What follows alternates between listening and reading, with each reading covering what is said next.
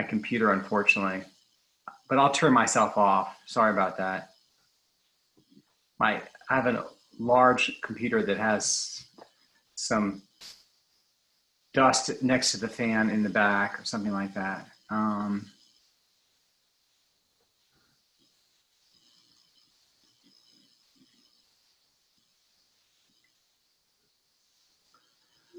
Okay, we're starting to collect some people here.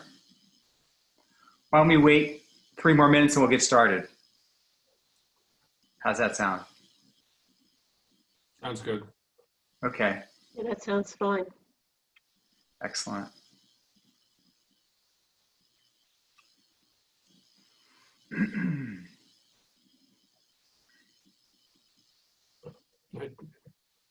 Oh, here's Kelly.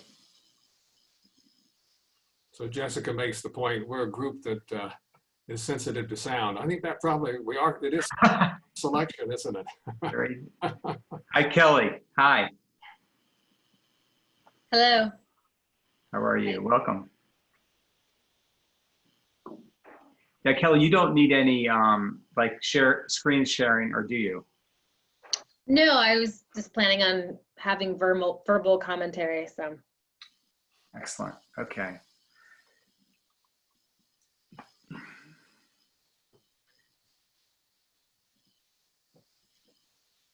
All right. Wait 1 more minute. We'll get started.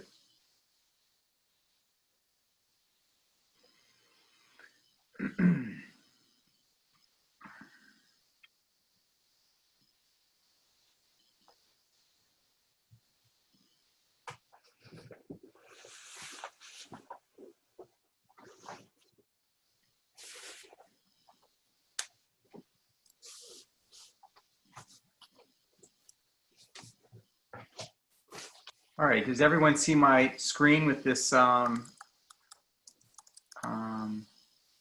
see here. Well, actually, I want to stop that for a second because I can't. Oh yeah, I can't. Maybe I'm. Because if I show my screen, I can't admit people into the space mat. Interesting. If you, Barton, if you make one of the other speakers co-host, which I think, oh, you already did that for me, maybe they can share the screen and you can still admit people. Yeah. Well, I'm only going to be speaking for 3 minutes, so. I can claim the host and admit people if you want while you're sharing. Okay, why don't you claim the host back right now, and I'm going to get started. Okay. All right. Let's see. Can everyone see my PDF file? Okay, great. Okay, everyone, thank you so much for joining today. This is a leaf blower discussion that has been set up by the Environment Committee of the Town of Somerset. And we invite everyone here today. I'm Barton Rubenstein. I'm the chair of the Environment Committee of our town. And we have a number of speakers today that they're gonna talk about different issues related to gas-powered leaf blowers. And our featured speaker is Chuck Elkins, who's the Washington, D.C. ANC commissioner, who spearheaded the gas-powered leaf blower ban, which will begin on January 1, 2022.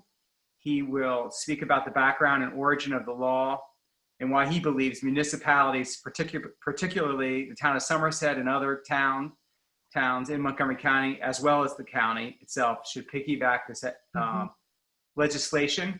And in addition, we'll have some other speakers. The whole speaking session of this will take about a half an hour, and then we will open it up to Q&A for the remaining 45 minutes, or now or less. We're down to like 40 minutes. But we want to create a dialogue here. We don't just want to have speakers speak, so we're keeping people's speaking time between 5 and 10 minutes. So. Also speaking today will be Jamie Banks, who has a tremendous amount of knowledge about issues related to gas-powered machines, and she's worked with many municipalities around the country, helping them to ban gas-powered leaf blowers and other things. As well, we have Maria Hatziolas from our neighboring town of the Chevy Chase Village, who just recently piggybacked the DC legislation, and she's going to share that story because that's really exciting because she's represents the first town in Montgomery County to ban gas-powered leaf blowers. The dream is basically for this to happen, not just in our town, but we were hoping to invite people from other townships on this call. There actually is a petition being distributed to call for Montgomery County to do the same. So we also have Kelly O'Cleason, who has been hired to be our town garden consultant. And she's going to discuss sustainable practices, which I think are very critical to this conversation, because it's not just about banning a leaf blower, but it's also learning how to garden in a more sustainable way without a lot of machines. And then we also have a few landscapers on the line who will be available for Q&A at the end. So without further ado, I'm going to pass the wand to Jamie to get started. Jamie.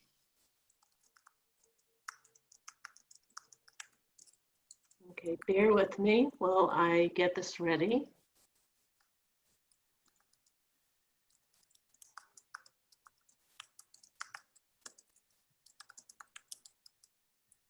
Take your time. Okay. Yeah, they haven't quite worked the bugs out of this. So thank you, Barton. It's my pleasure to be here tonight speaking with you all. And thank you to Chuck and to the town and the environmental committee for inviting me. My name is Jamie Banks. I'm the founder and executive director of Quiet Communities. We're a national nonprofit. Chuck and I actually worked together on the Washington legislation a couple of years ago, and it's great to be back presenting with him again. So as I mentioned, Quiet Communities, we're a national 50c3 or nonprofit organization. Today we have 4 programs. I'll be talking today from the Quiet Outdoors program, whose mission is to transition land care away from fossil fuels to protect health and environment. And with everything we do, my career was as a healthcare scientist. I worked in health outcomes and health economics for many years, and then moved to environment in 2007, and founded Quiet Communities in 2013, and have been working with noise-related pollution and their adverse impacts, both the problems and in helping communities to find solutions.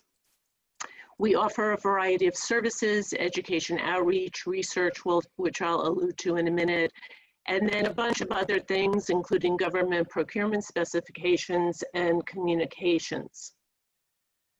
So we've worked with many communities around the country. A lot of these communities are concerned specifically with blowers, but then there's others that are just concerned with all of the gas-powered equipment that is in use today and the noise and pollution that is being created in their communities. So obviously, there's a lot of gas equipment out there today to do all these tasks that we once did manually.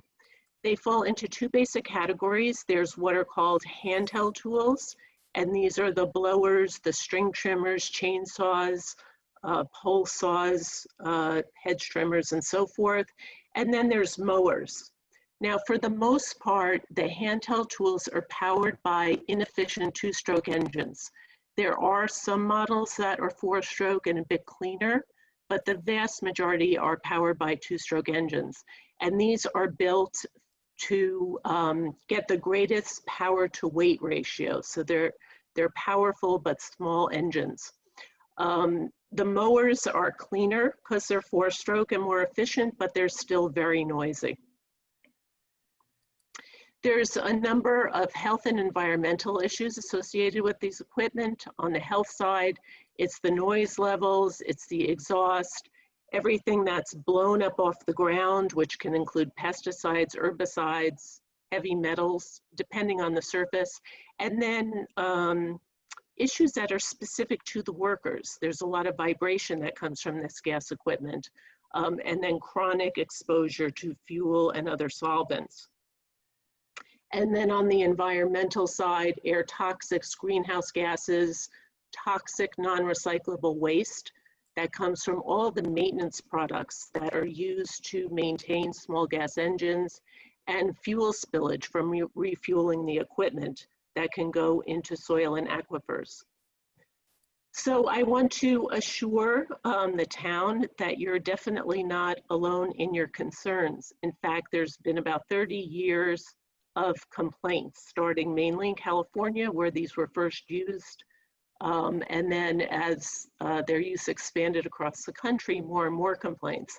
So today there's more than 200 cities and towns, 4 counties, and a state, the state of Hawaii, that have some form of restriction on gas leaf blowers. Recent examples include the city of Sonoma, California, that prohibited gas blowers, permitted electric blowers. That was in 2017. Their unified school district has similar provisions, and they enacted them even earlier, and the town then followed suit. This one is one you all know.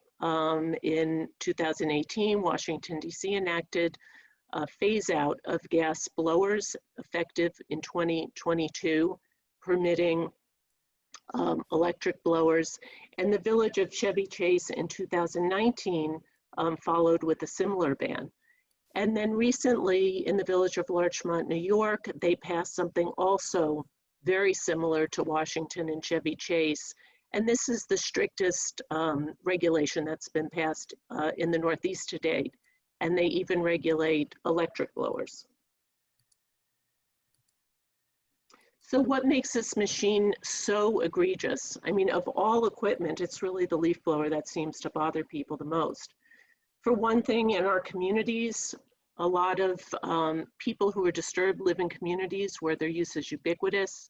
They're often used more than one at a time. It's not unusual to see 2 to 4, even more, used at a time. And this is out of compliance with industry guidelines that state only one should be used. They shouldn't be used for blowing dust and so forth. They have a loud penetrating noise, and they're constantly throttled up and down. And this last point speaks to the fact that that sound is very hard to get away from. You can hear it at long distances, some say up to a mile, and going into your home does not necessarily provide any relief. You can still hear them, and some people say it's almost worse inside the house than it is in the outdoors. So I'm showing this just to give you a sense of what guidelines are to protect health and hearing. These are from the World Health Organization, their daytime community noise guidelines. And you can see general outdoors, it's 55 decibels and then less in certain settings. And if that sound contains a large proportion of low frequency sound, those values should be even lower because it's that low frequency noise that has particular adverse health effects. This graph here is from an industry publication. It's online. It's showing noise levels of 7 popular commercial backpack models of leaf blower. So on the left here is the occupational standard to protect worker hearing. It's 85 decibel, average over an 8-hour day. You can see here at the operator's ear, this exceeds that by orders of magnitude. The decibel scale is logarithmic, so that increase is a multiple, not an additive increase in sound energy. And then down here is a standard we just referred to, the 55 decibel, to protect general health and hearing. And you can see even at 50 feet, those levels are much higher. This slide here comes from what's today known as the National Land Care Network. It was formerly called the Professional Land Care Network. And this is a hearing conservation program for workers to help them protect their hearing. And it's all about gas-powered lawn and garden equipment. So the interesting thing here, it just tells you how dangerous this is for hearing. This gives the example of 97 decibel average over an 8-hour day. In 10 years with that kind of exposure, 2 out of 3 workers will have hearing damage.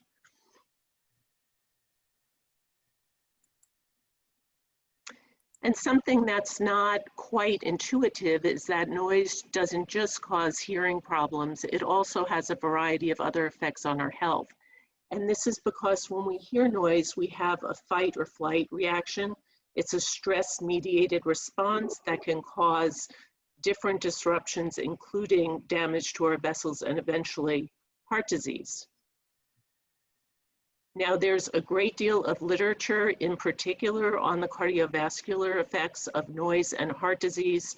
This is an example. It's not readable, but it's a review article published in the Journal of the American College of Cardiology that discusses noise and heart disease. And you can see these quotes by the primary author that noise is very concerning for this reason.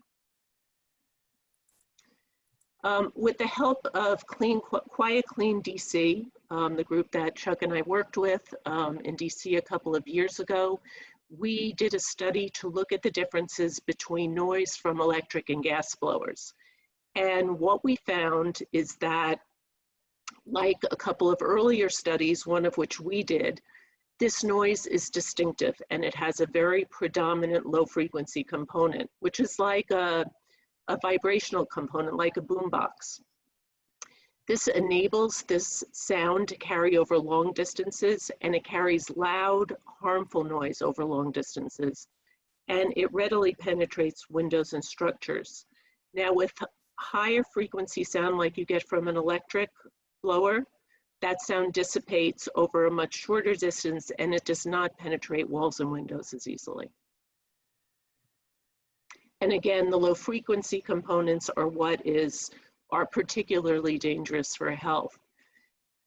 Now, one thing that we did when we found this, and this is something that we presented at the Washington, DC Council hearing, we said, what does this mean in terms of impact on neighborhoods, like a densely populated neighborhood like you would find in Washington, DC. Now, this is a little bit hard to interpret and I can't go into detail, but basically the visual on the left where it says battery powered blowers is showing how many homes within a neighborhood diameter of 800 feet would be affected by the sound from a battery blower. So this is a blower rated 56 decibels, only that single home affected. This one at 65 decibels, several more. But then, interestingly, a gas blower with a similar 65 decibel rating affects many more households because of this ability to travel over long distances and at a loudness that exceeds guidelines. There's growing concern about not just the noise, but pollution. This is an infographic that came from the CDC and very prominently showing a leaf blower and damage to the ear.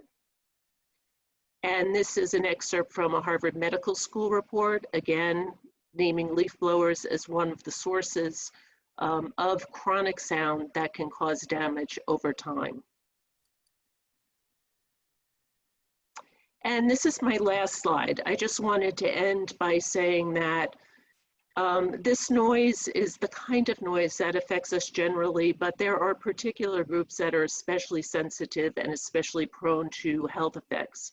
So they include definitely workers who are exposed constantly, but also children, seniors, people with hearing disorders, autistic and other people with sensory deficits, veterans with PTSD, and pets.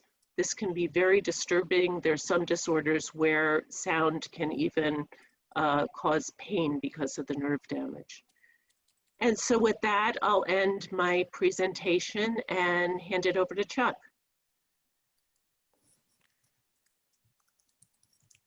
Thank you. Thank you so much, Jamie, for the wealth of information that you've shared with us. And I'd like to turn it over to Chuck now to share how Jamie's help has helped him do his work in DC.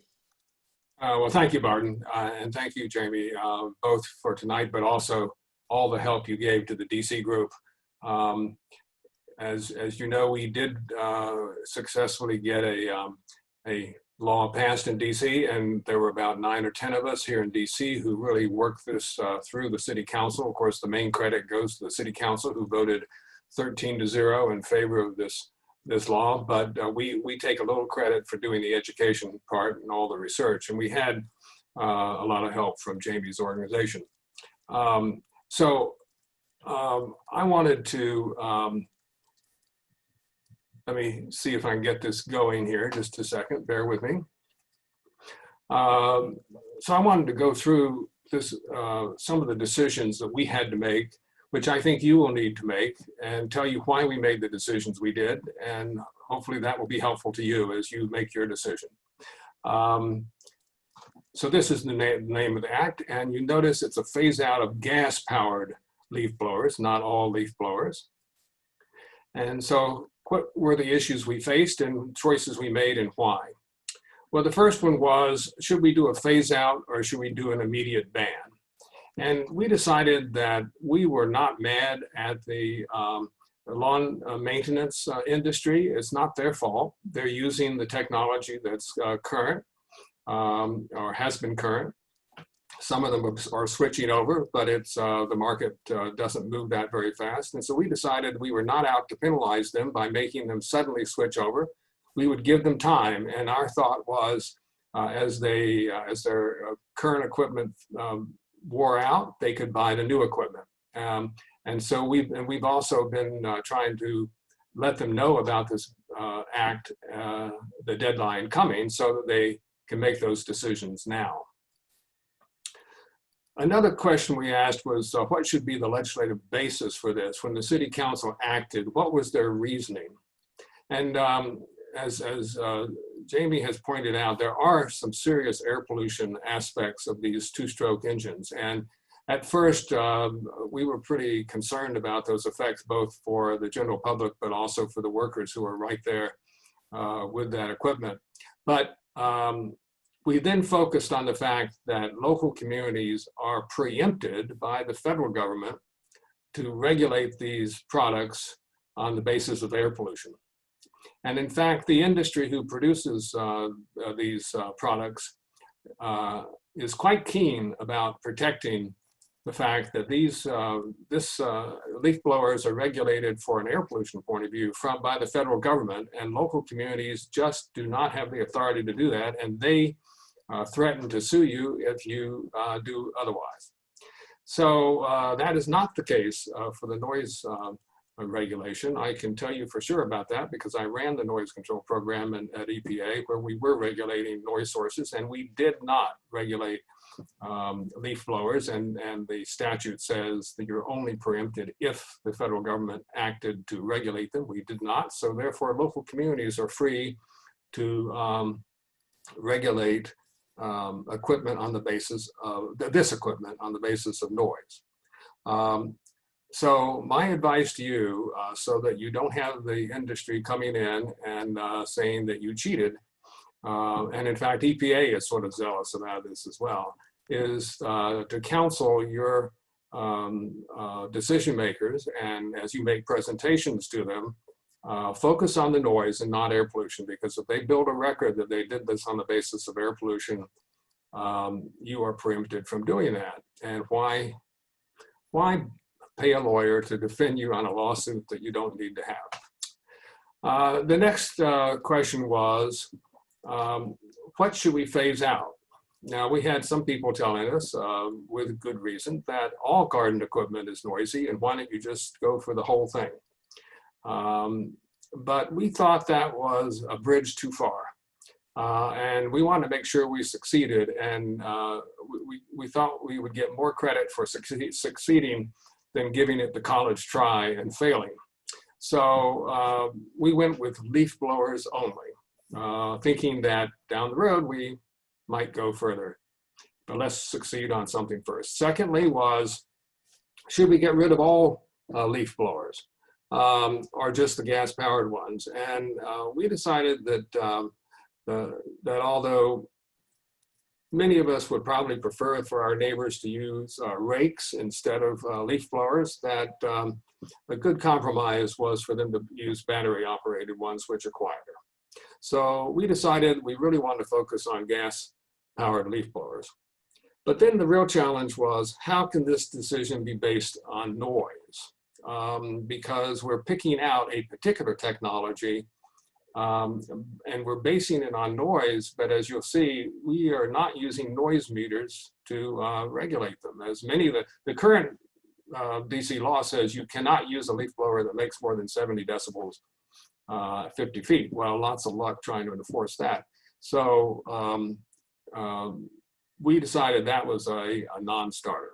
So how do we do that? Well, the industry claims that they make gas blowers as quiet as battery operated blowers. That is, that as Jamie's slide showed, that they make a 65 decibel gas powered blower, and some of these battery operated ones are 65 decibels. So how can you discriminate on the basis of the power source? You need to, they argue, you need to regulate on the basis of the noise level, and you have to go measure it.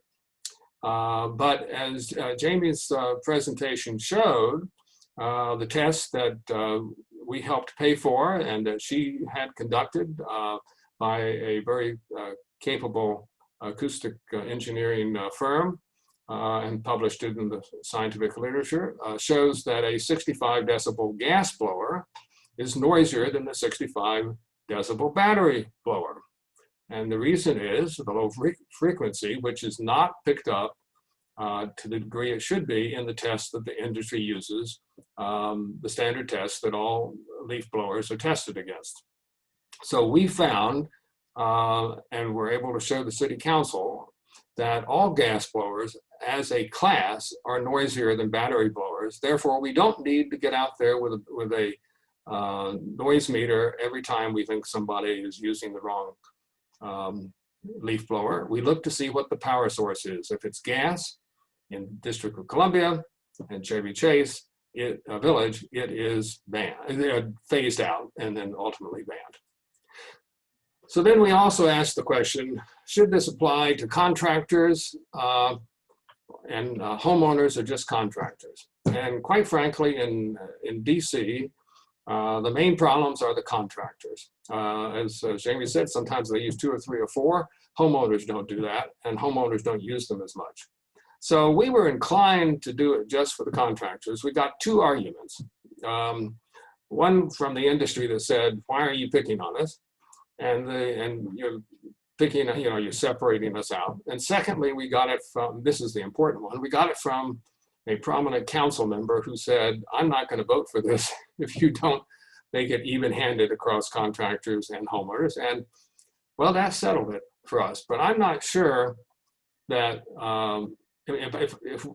if we'd had the choice not to do that, I think we would have gone with just the contractors, because enforcing against homeowners in a big city is tougher than getting the contractors to voluntarily comply by buying new equipment. So how do you determine a violation? Do you do a decibel reading, or do you do it by eyesight and photo? And I've sort of touched on this. We're not using decibel noise meters. We are looking at what is the energy source, and most people can tell the difference between a battery and a gasoline-powered engine, even at a distance. And in a photograph, you can tell. So how does this get enforced? Well, this was the biggest challenge for us, because when we talked to our enforcement agency downtown, it's called the District Consumer and Regulatory Affairs Agency. They have lots of things to do. And they were candid with us and saying, we're not coming. It will take us 30 minutes to get out to your house. By the time we get there, the violators will be gone. And to be frank, we have things that are more important to us than enforcing this law. So we said to them, I'm glad we had this meeting, because we said to them, well, what do we do? And they said, well, we do have one law in the District of Columbia in which citizen affidavits can be used to enforce a law. And this is the law, the only one prior to this one now, that says that if you see a private garbage truck, trash truck, operating before a certain hour in the morning, I think it's 7 o'clock, you can report it. Your citizen affidavit is enough to issue a fine against that hauler. Now they're talking about private ones, not the city. The city comes around at 6 o'clock and they're not illegal, but the private ones can't get out there until about 7. So we said, well, can you give us that? And they said, well, yes. And so they worked with the council, and we have now citizen affidavits, and that's how we expect to do the enforcement. Now, in the case of smaller communities where the geographic spread is not so great, inspectors might make a lot more sense. And so I just wanted to tell you why we chose what we did, because it's a long distance time-wise from downtown out to our neighborhoods. And so we went with the citizen affidavits. Oh, but I guess the main thing we're trying to do, I guess I would emphasize this, and I hope what we're doing will help you, and that what you will do will help us.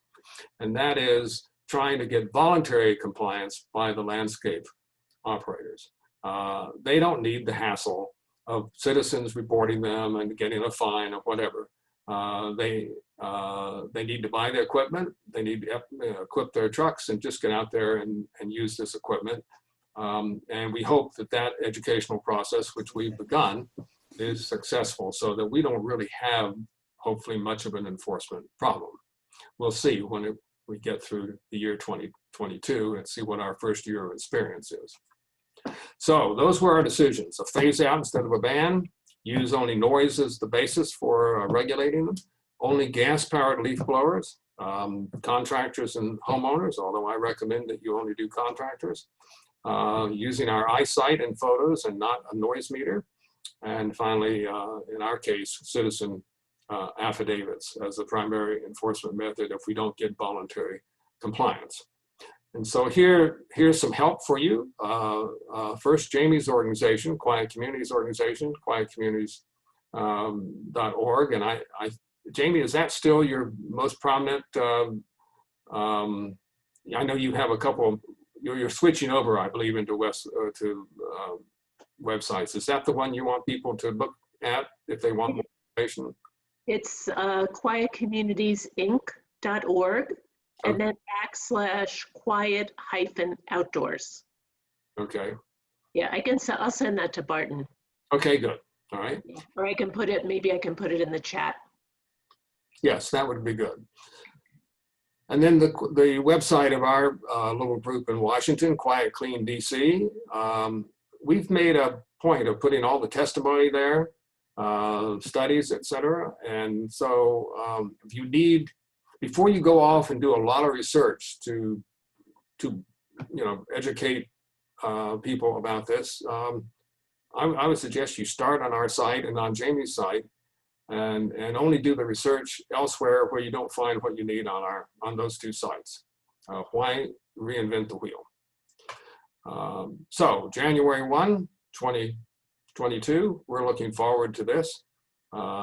We wish it could come sooner, but time is marching by. So those are my ideas for you, and I will be glad to answer questions along with Jamie, I'm sure. Great. Thank you so much, Chuck. That was a great presentation. And I'd like to just move along. We have 2 more speakers. I'd like to have Maria first and then Kelly, and then move into the Q&A so that we can really get into the meat of people's questions. But why don't you go ahead, Maria, from the Village of Chevy Chase. Just to tell everyone, Maria is the co-chair of the Environment and Energy Committee in Chevy Chase Village, and she was instrumental in helping her town piggyback the DC legislation. So please go ahead, Maria. Okay, thank you, Barton. Thanks for putting this together. And I want to also thank Jamie and Chuck for all of their help in our efforts. And what I'd like to do is basically give you a little bit of information about how we were able to build on the efforts of the DC community to build the momentum in Chevy Chase Village for a ban similar to theirs on gas-powered blowers. And the key is really collaboration. Collaboration across communities and across organizations. So basically, going back a couple of years ago, we in the Environment and Energy Committee noticed an increasing number of complaints from village residents about leaf blower noise. And these complaints were not just to us, but also to the village. And I think, this was a reflection of over 2 decades worth of concern by people. Most of the people in the village have lived there for many years. So the sort of frustration level was building. And then back in April of 2019, I had a meeting with my counterpart in the town of Chevy Chase. We had tea together and we thought, gee, we both have similar concerns in our communities. Perhaps we should really try to resurrect this notion of collaboration across communities. And so we decided to make a list of the high priority environmental and energy concerns that we thought were prominent in our communities. And leaf blowers were at the top of the list, predictably. So we said, okay, we can attack this.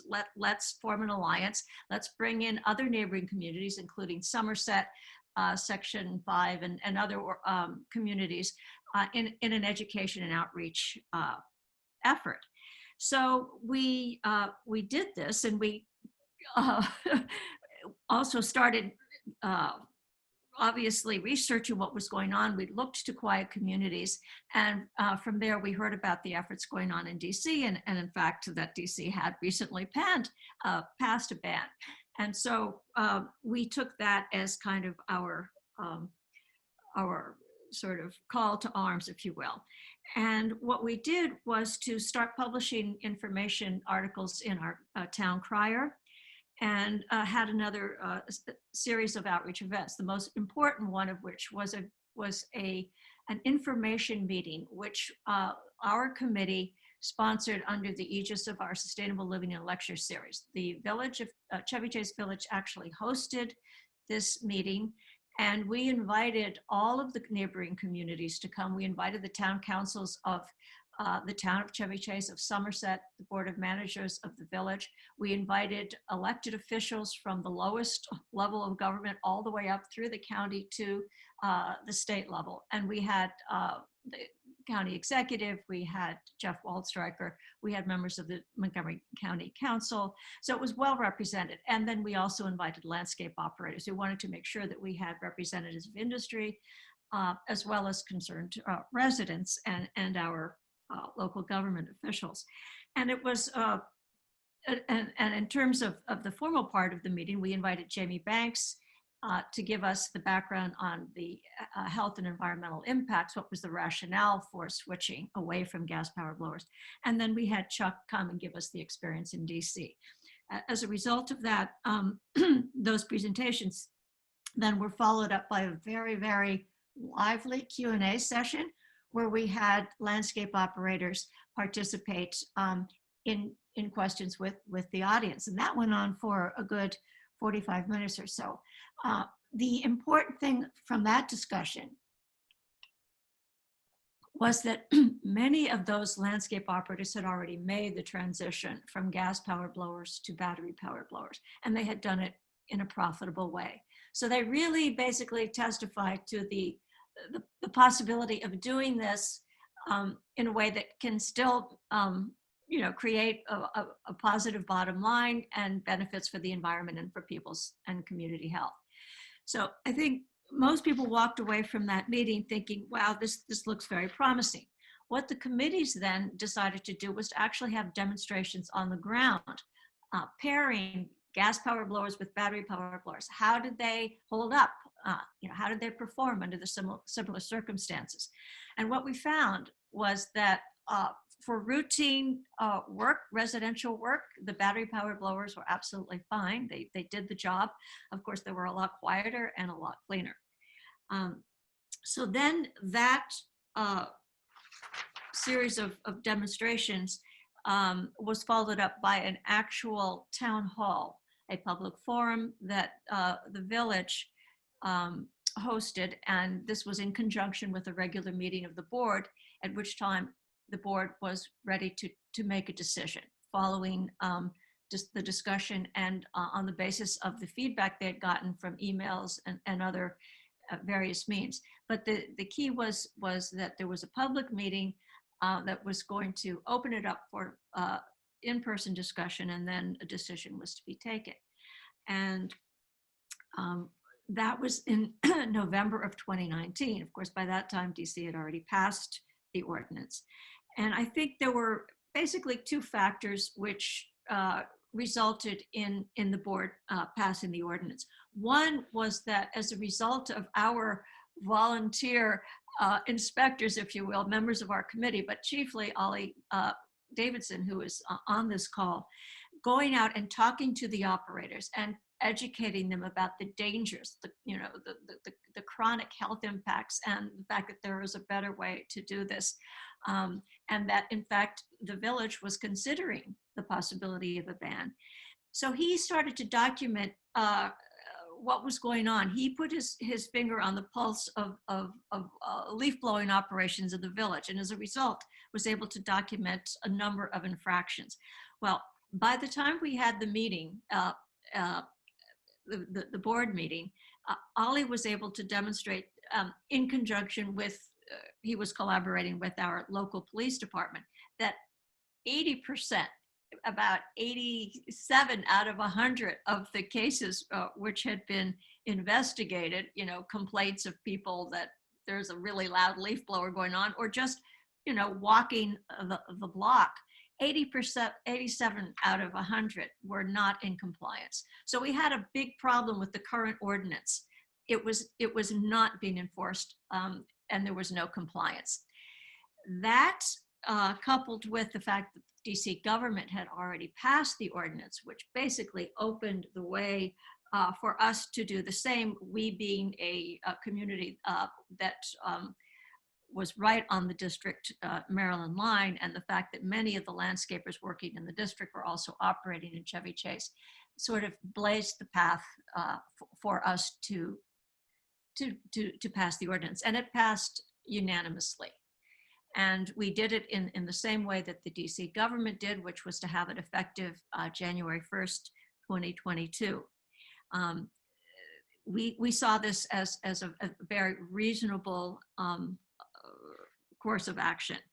And the fact that we would switch from a design, the gas-powered blower, which made it very difficult. We would switch from a gas-powered blower to a battery-powered blower, which, as Chuck said, was very distinctive and easy to tell the difference, made it not necessary to go around with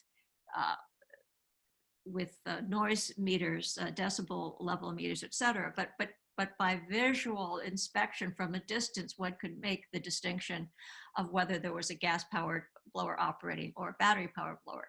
The reason this is important is because it made it easy to document the infraction, and also it meant that it didn't have to be your neighbor who was, reporting you. It could be anybody in the neighborhood, anybody within visual distance of the blower in operation could tell and could take a picture and document it. So it took the onus off, neighbors tattling on neighbors, and made it very clear that this could be something that could be enforced. So after the ban was, or the ordinance was amended to provide for a ban that would go into effect in January of 2022, the village and the Environment Committee continued its outreach efforts. In fact, we ramped them up to make sure that all the residents were aware of this. We did this through letters, we did it through our crier, through electronic media, through patrolling the community, walking around with leaflets. Ollie personally delivered, I don't know, hundreds of these to landscapers as well as residents. So we feel that we've done a fair amount of penetration of this information to residents. And we have also noted that the community seems to be quieter, just because people understand that this is coming, and people are also much more sensitive and cognizant of violations which are going on with the current ordinance. So essentially the story is collaboration is important. The village saw that they could not enforce the existing ordinance, the noise ordinance that is a countywide ordinance, and the best way to do that and benefit people's health, the community, and the environmental health was to switch to another design that was quieter, cleaner, and could be easily enforced. Thanks. Thank you, Maria. That was awesome. A great story. And I just have to say, I'm so impressed by the thoroughness and of the way you you worked with your community, your neighbors, so that it was a transition that was not a shock to the system. And anyway, thank you for your. Just want to say one more thing, and that is that the town of Chevy Chase, as we speak, is considering similar legislation. That's correct. Yes, and that is true. I heard about that same piece of information. So I'd like to quickly move to Kelly, our last speaker, because I want to try to get as many questions addressed. So Kelly, please share. She's again a consultant now to our town to help educate us about more sustainable practices. And I think the one big thing that comes to my mind is not blowing leaves off the grass, but leaving them. But I don't want to steal the show. So please go ahead, Kelly. Hi, yeah. So I'm excited to be working with the town to develop an operations and maintenance manual for sustainable maintenance practices. And part of that and helping the town crew work through that transition to more sustainable practices, which they already have been doing some. I'll be doing some public training, so at least one event with neighbors to help them understand what practices that they can be doing in their own property, on their own property, and that can easily parlay into the leaf blower discussion, which using the natural, using the foliage and basically mulching it with your lawnmower or however your grass is cut, and putting it back into the landscape beds to build soil health. So that's, a practice that's, pretty much before industrial revolution and the modernization of landscape tools, that's sort of how we did it. And it worked well, but, I think that the battery blowers would do the job just fine. And that could be easily done by a homeowner or a landscaping company, but the instructions if it's for a landscaping company, there needs to be a huge public education piece that the homeowner can comfortably and confidently request this to be done by the landscaping company. But that's pretty much my piece. Okay. Yeah, so I think the one thing that really stuck out to me, well, first of all, we've had a lot of comments coming from our neighborhood directed towards members of the Environment Committee, and a number of them are on the call. One recently just from our Attorney General, Brian Frosch, who said, I'm in favor of the rake, which is an item that maybe many of you know about. We used to use it some time ago, but back when we were younger, that's pretty much all you had. So it's a shame that actually is not part of this conversation, that we can't even just say, well, let's go back to the rake. But we're going to have to take steps towards that. And that's what this is today. But I do think that one thing that Kelly has told me about, which I think will make a pretty substantial change, is that, for instance, I'll give you my personal story, is that, we have two very large white oaks on our property. And for many years, we would put out a 4-foot high pile of leaves along the curb line, the entire curb line. And that's what was being picked up every December by our town crew or subcontractor. And now I just bring that to our backyard or in our front yard, and we mow it. And now I have all sorts of new animals and new things happening. And it's my grass is still the same. And I'm just very happy. I personally had to debunk the myth that white oak leaves have acid in them and they're bad for the leaves. I mean, go figure. We have these pieces of information that point us in weird directions. But I'd like to open up the mic to anyone who wants to say a question. Since we have an intimate group here of about 30, anyone who wants to chime in can just open their mic now and say a few words or ask a question and direct it to whoever they want to. Hi, I'm Drew Baden from Oakmont. I have a question. Please go ahead. Does anybody have information about what might be going on at the county level, Montgomery County?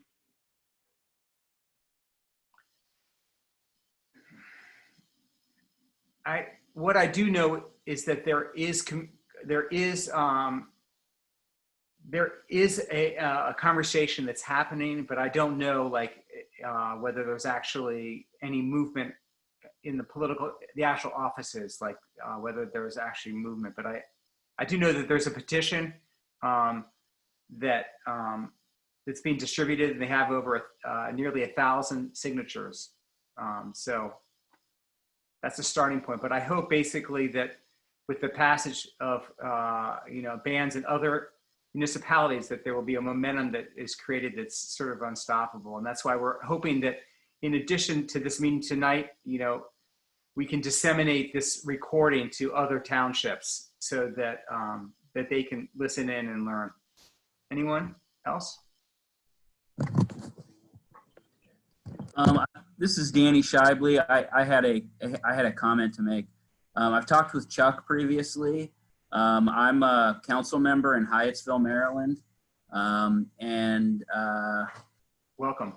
I had thank you. I had a constituent reach out to me, and it was the ban that Chevy Chase Village was putting into place, and it was like a one-sentence question: why don't we do something like this in Hyattsville? And I kind of ran with it, and I said, why don't we do something like that? So I'm a liaison to our environment committee in Hyattsville, and we started talking about it.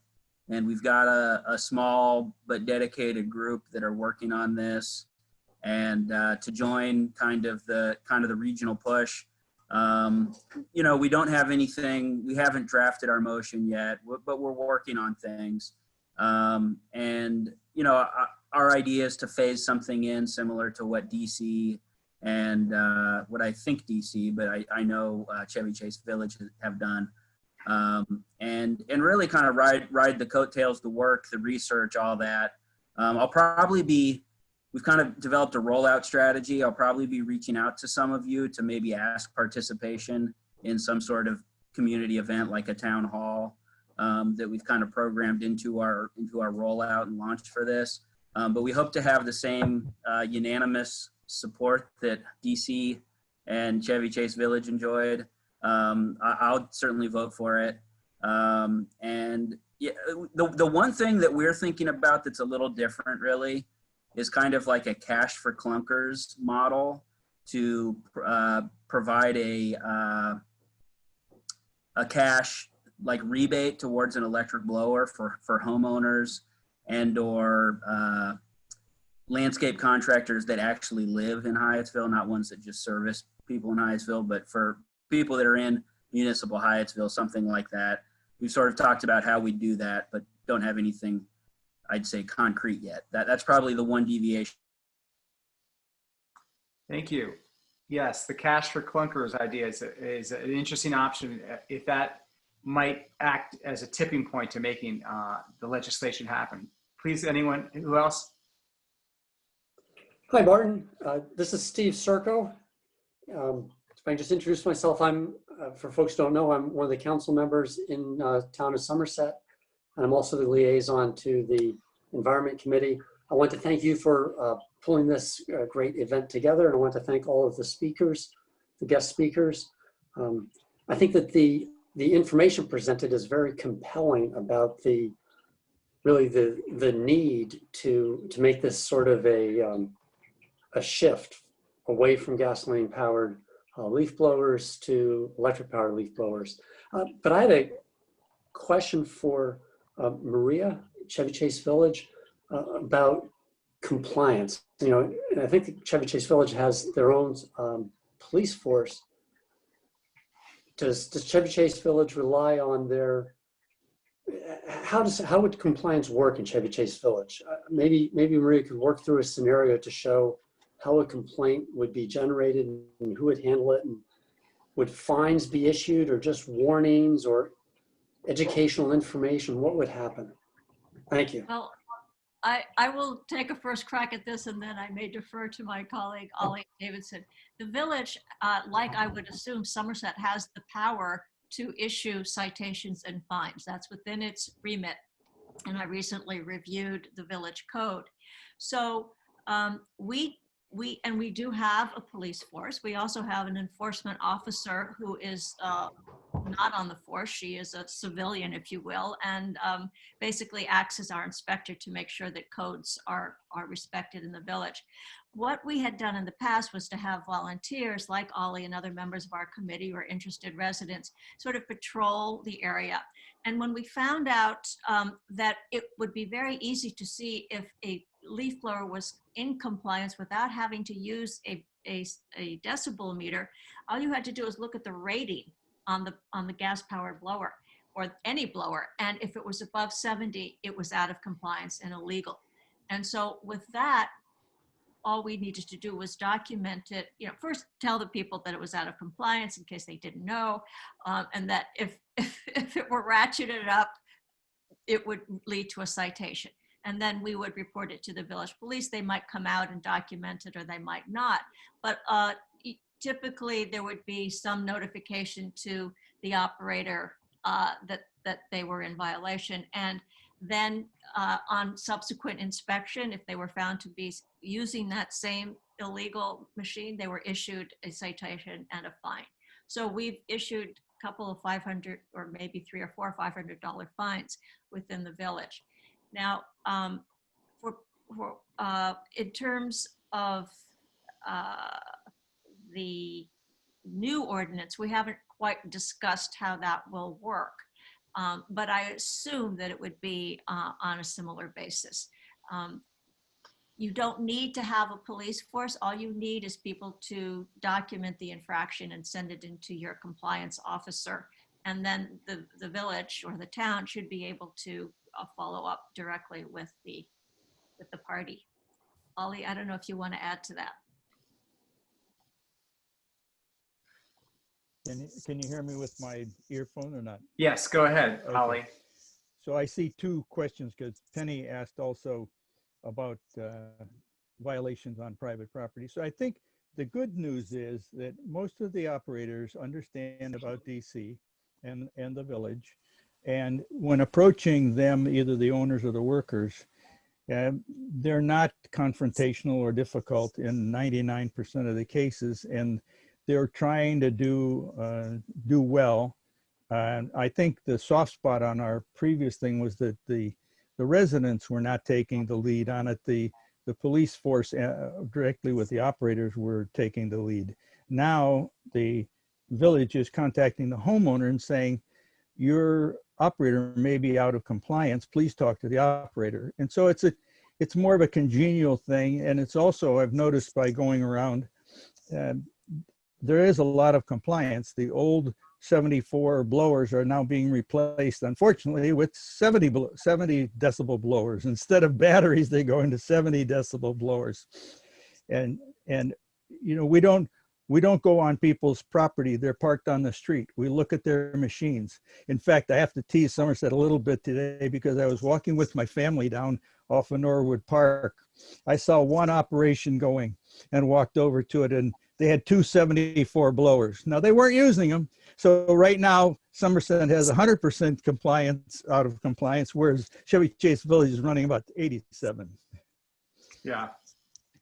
Thank you for that. And I just want to, I wanted to show this screen just to show everybody who might come back to this call that this is in the middle here, the county petition to ban gas-powered leaf blowers in Montgomery County. That's a link if you want to sign it and add your name to it. It's also in the chat bar, and below that is Jamie Banks's new website, quietcommunitiesinc.org/quiet-outdoors. So just wanted to share that for those. And Anyone else have some questions?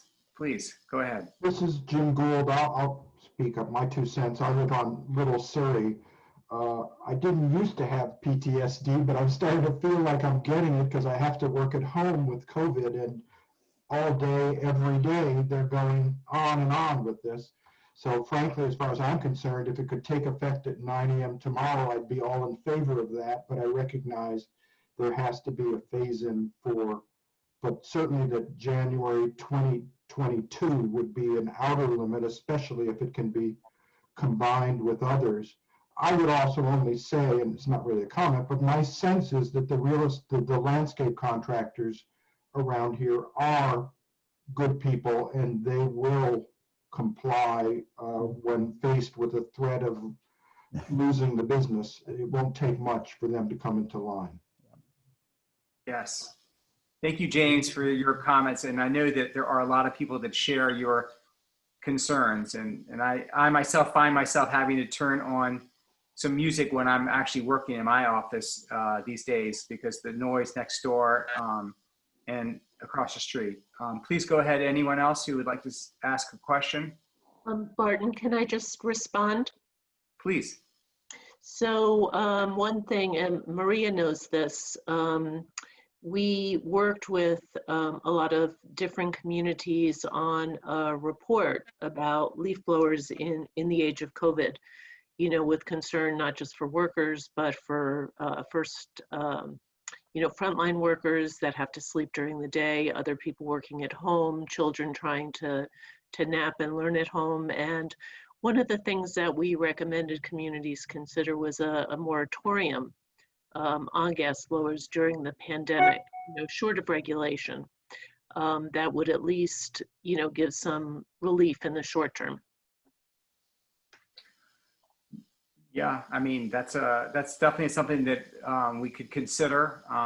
Our environment committee is going to be meeting tomorrow night to discuss the results and our reflections about this meeting tonight.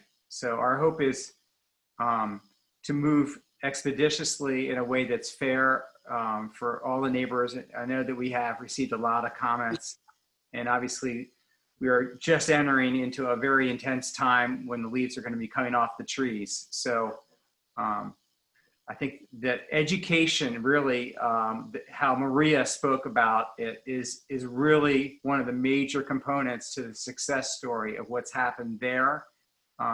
It's not about how you're going to write out citations, but if you can bring people on board to understand that this system change is about the health of everybody, not just yourself, but the landscapers, and it just all makes sense.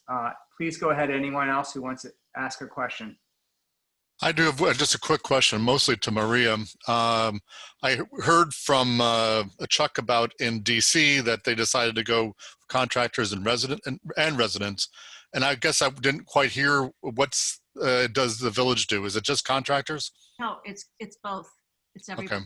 But in the village, we find that most residents have electric blowers. I mean, it's overwhelmingly electric blowers that people have. I think that's right, Ollie. Yeah, that's right. I found only one homeowner with a gas blower, and it was a funny story, which I won't go into, but he said he was from Alabama, and they just blew him away. So a comment for a story, quick story for James, and then a suggestion. My wife was so angry with the person across the street with his equipment and whatever. She called the owner, and he wasn't happy about the call. But the result was they broke down their crew into two people with a smaller machine. And he got cited, but he switched to 70 decibel blowers. So that was the story that was initiated by my wife. And what we're finding is that the residents, some of the residents are buying their own leaf blowers and loaning it to the contractor so that contractor is using a quieter machine on their property, and we're trying to encourage the neighbors to do that. I have to say that in our sort of 16 block area right around sections of the block, it's very quiet because every one of them has been cited. Yeah, that's a great point, Ollie. Thank you for sharing that, because as it turns out, Yeah, I mean, if there is some concern that the landscapers can't afford that, you know, I actually personally bought a battery-powered leaf blower for my landscaper, and I said, you know, you're welcome to use it for all the properties, but he obviously uses it when he comes to my property. But you know, I think that that's a way to show compassion for your landscaper if you have concern that they might not be able to afford to do that phase out that quickly. Even though I have to say that my landscaper and others have mentioned that, you know, they using those leaf blowers 24/7, the life expectancy of many of these leaf blowers is only 2 years. So having this ban start in January 2022 is almost potentially the end of the life cycle of some of these gas-powered leaf blowers. We hope. Do we have any other questions? Please. We have about 5 minutes left in the meeting. I have a question. Reed Dutchin, let's see. Can you hear me? Yes, I can. Please go ahead, Reed. Okay, thanks. Probably for Maria, I was really struck by your outreach to the contractor community and their responsiveness. And I was wondering, I'm in Edgemoor, so we're not an incorporated area and would have to wait on the council's action, if ever.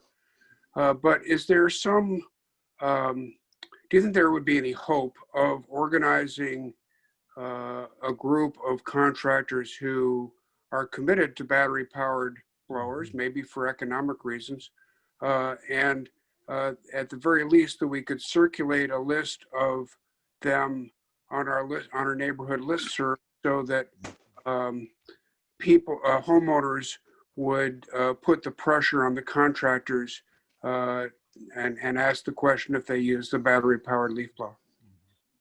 Well, actually, that is going on to a degree in our collaboration with the town of Chevy Chase particularly, and I think in Somerset also we have information. We've compiled a list of all landscape operators, and then we indicated whether or not they provided quiet and clean services.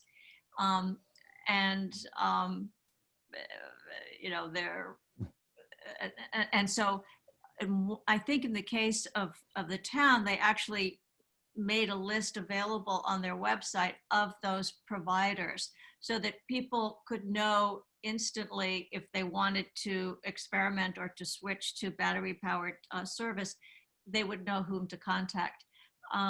So that is going on, and I think it's one way to push the market. You know, basically it's up to the residents, it's the clients who are going to determine, you know, what they will pay for. And so with, you know, making the choice to switch, if you are a resident, will put pressure on the whole landscape community to follow suit. But there are some landscapers on the call who may wish to comment. Could you circulate those lists? So we would have to ask, yes, we could give you the list. We could give you the list. What the village decided not to put the list on their website because they did not want to appear to be, not put the list of service providers of quiet services. They didn't want to appear that they were favoring any private contractor. So, but we have a list of all the contractors that we know who operate in the surrounding area and whether or not they use quiet services, and we could give that to you, certainly. Maybe we could also get it into the next issue of the DC Consumer Checkbook. It's a very short list, very short. But I'm talking about the whole, yeah, the list of people who do the quiet clean is short, but if you wanted to check all of the landscape operators to see if they if they had gas powered blowers or battery powered, that would be a much bigger list, but maybe that's not what you want. We can talk offline. Thank you. Yeah. So just to tell you, everybody, we are going to post this recorded Zoom call on our website, the Town of Somerset website. The link will be somewhere on that. We don't know exactly where. But for those who have chimed in, Reed from Edgemoor, others from Hyattsville, we welcome you to use this Zoom recording. I want to just, we have one more question out there. We do have David Ray from Ray Brothers, who is represents his landscaping company, and they do many different types of work, not only for our town, but obviously all over the whole region. So we appreciate him being on the call. If anyone has a question for David, that would be great to finish this up. We have about 3 minutes left. David, how many battery operated machines do you have now? We have, we've been doing a lot of trials with them. We were actually, Husqvarna has given us a bunch to use. We've done, the quality of the sound is not particularly pleasant. We have also some 62 decibel echo gas blowers that we actually prefer right now. A little bit more generally speaking, the cost is to buy a battery powered unit and have enough batteries. We're looking at $4,000 for a Husqvarna with 4 battery packs, so you can get through, so one could use it for 6 hours a day. Not that we're trying to use blowers. Our company is thinking long and hard about this and really trying to be on the forefront of this whole discussion. I participated in the late September 2019 Chevy Chase Village meeting. And that recording, I think, is on the Chevy Chase Village website. So you could get some of my views from that. I went long and deep on a couple things as our overall philosophy of where we're going.